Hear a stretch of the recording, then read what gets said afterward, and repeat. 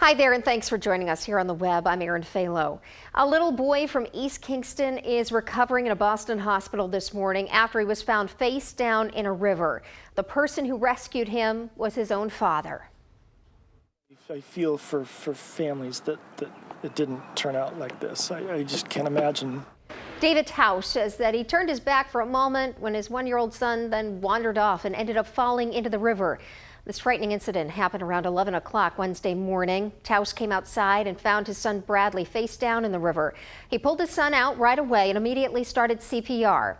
Due to his quick thinking, his son will be okay. After CPR, authorities arrived and took little Bradley to a Boston hospital. His father says it's terrifying to think that his son may not have made it. Having to face his mother and explain that I was supposed to be watching him.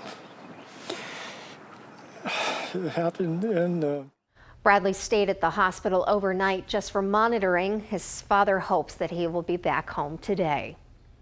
The first congressional hearing on the Boston Marathon bombing gets underway on Capitol Hill today. The House Homeland Security Committee will look at how federal, state, and local officials shared information before and after the attacks. 3 high-profile witnesses are set to testify, including Boston Police Commissioner Ed Davis.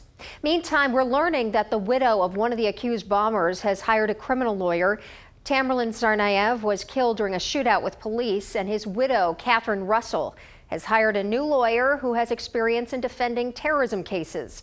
Russell's lawyer says that she will continue to meet with federal investigators and to answer their questions. Well, the investigation into the Boston bombing could delay sentencing for a high-profile case in New Hampshire. Earlier this year, Beatrice Munyenyezi was found guilty of lying about her role in Rwanda's genocide in order to gain U.S. citizenship. She could face deportation, but has not been sentenced yet.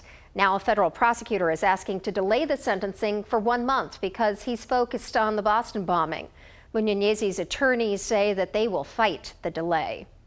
We have an update on a story that we first brought you back in March. 15-year-old Theo Menswar's uncle Todd, who lives in Manchester, made an internet plea to help find treatment for his nephew, who suffers from a rare blood disease.